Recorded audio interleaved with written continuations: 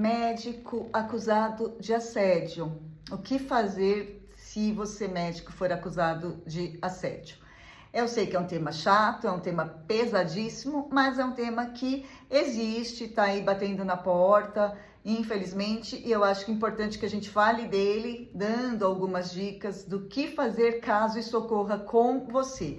A primeira conduta, não bata de frente com esse paciente. Aconteceu ali a acusação de assédio, se for ali na hora, você já sai de perto, já procura o seu advogado, uma orientação jurídica, já chama o diretor técnico, o responsável, o gestor, enfim, já começa, mas saia de perto desse paciente, tá? Já começa assim um mecanismo de se autopreservar, porque isso, como eu falei, é grave e às vezes pode te expor até algum tipo de perigo, infelizmente, né? A gente não sabe quem tá do lado de lá.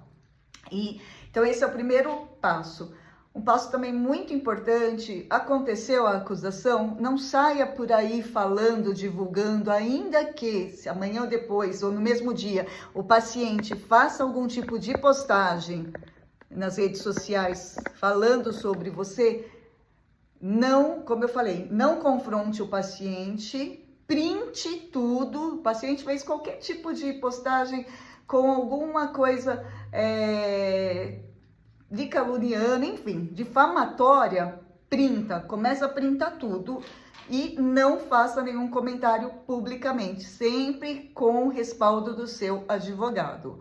E com esse contexto todo, vai reunindo toda a documentação para elaborar a sua defesa e posteriormente uma ação contra esse paciente que lhe acusou injustamente. Um detalhe muito importante, relate em prontuário.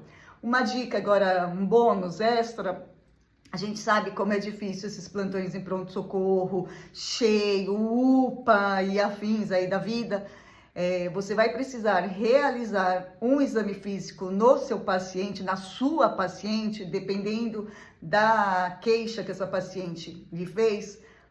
Primeira coisa, se ela tiver com familiar acompanhando, já chama o familiar para ficar perto, para ficar na sala.